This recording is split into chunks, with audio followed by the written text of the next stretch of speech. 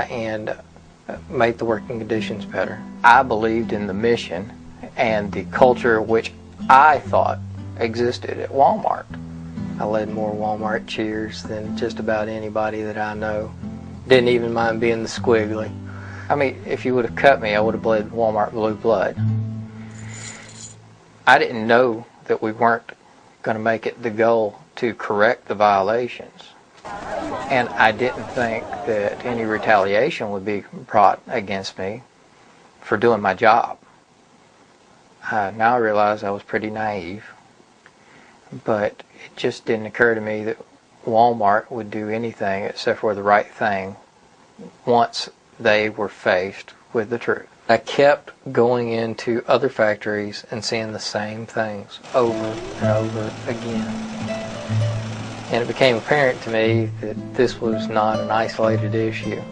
All you got to do is follow the money, and the ones who are in power right now have tremendous pressure on them to perform like never before. The system was designed to keep the goods flowing to the United States. When push came to shove, they did not stand up and do the right thing.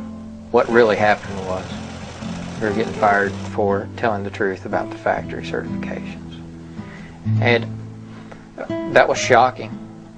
It was embarrassing. It ripped my heart out. To have all of that ripped from you and then to get sold out and lied to, Walmart let me down, and when I had somebody to look out for me, even though I was trying to look out for Walmart for years.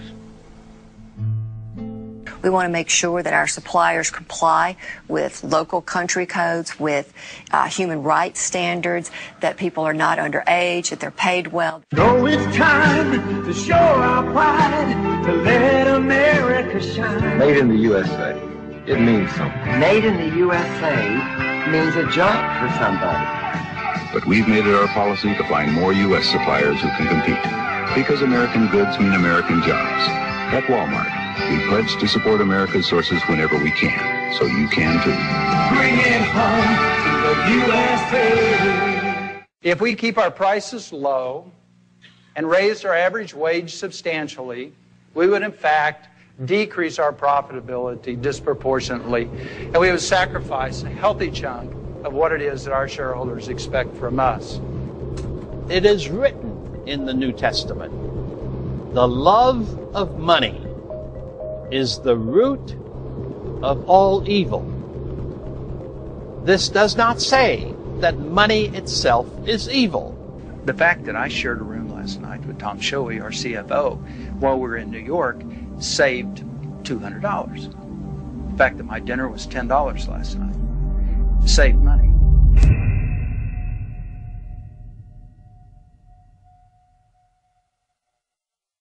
You shall not steal.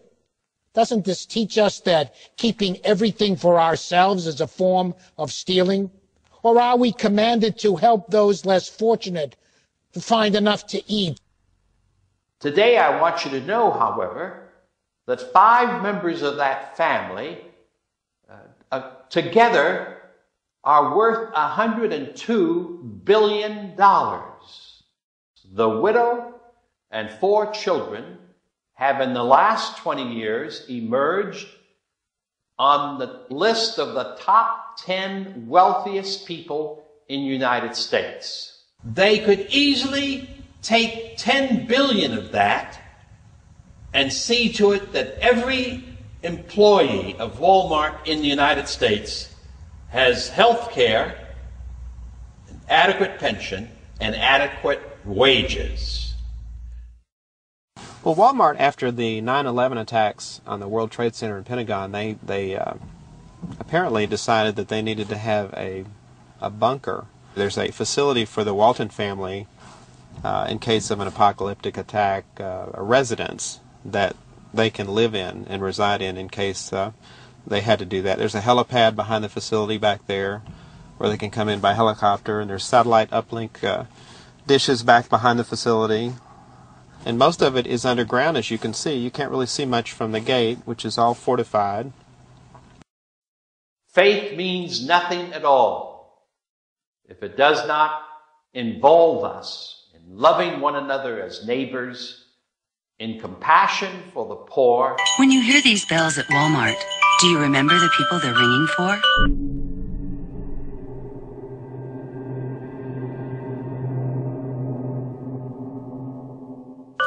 They remind us of our friends and neighbors who could use a little help.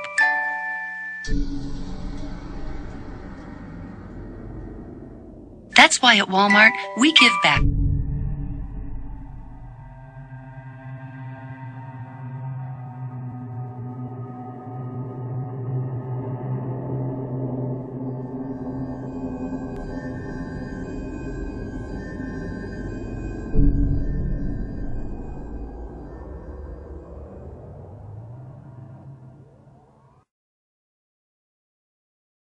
Throughout the holidays and all year long.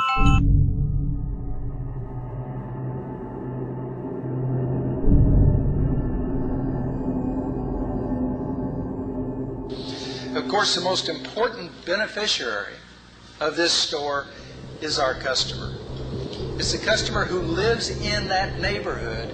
I was actually selling cars for about 6 months, but prior to that I actually had my own business. I was doing wood refinishing on boats, and I actually did quite well at that. So that's getting a little too old for that.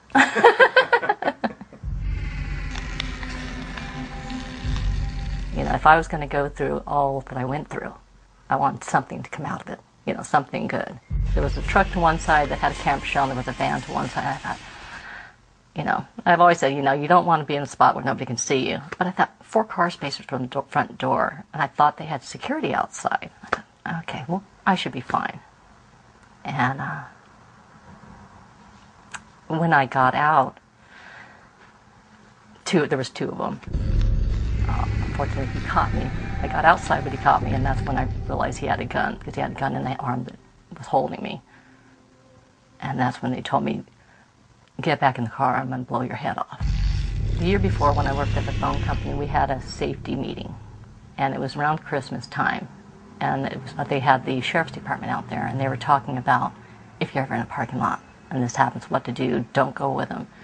If you go with them, you're likely not going to live, because I guess statistically that's what happens. They'll kill you. That's what first went through my mind, is that I'm not going to survive this.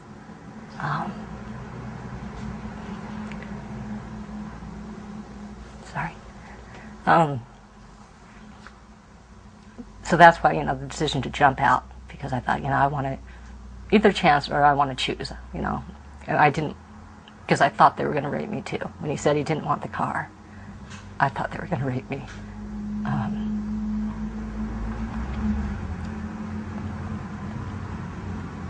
So when they got me back in the car after looking at the gun, I just kind of resigned to, like there was nothing I could do. And I just kind of went, you go kind of cold inside. This is the parking lot where Laura Tanaka faced her attackers. Inside the store, Walmart had more than 200 security cameras and 4 security guards on patrol. Outside, there was nothing. The police did recommend on-site security, and that there was none. That they had assured the people of the neighborhood that they would provide security and make sure it was safe for the neighborhood, and that wasn't done. It was evident that Walmart knew they had substantial problems in their parking lots. Walmart was aware that the majority of the crime throughout the states occurred in their parking lots. Despite the fact that 80% of the crime occurred in their parking lots, they had done almost nothing to protect the customers in the lots. Rape, murder, kidnapping, all of these shocking allegations, and they come from Walmart shoppers. Report of a Walmart parking lot attack. Tonight, North Texas police are on the hunt for a would-be kidnapper. A violent attack in the parking lot of an Orange County Walmart. At least one man tried to carjack, rob, and shoot a woman. Who shot and killed 33-year-old Mark Korenick in the store's parking lot. A bold and deadly shooting. It happened this morning at the Walmart. Taylor's woman is recovering tonight after fighting a thief in a Walmart parking lot. A man is arrested after a tire iron attack. It happened in a parking lot of this Walmart. The 2 teenage workers shot while gathering carts in the parking lot yesterday at this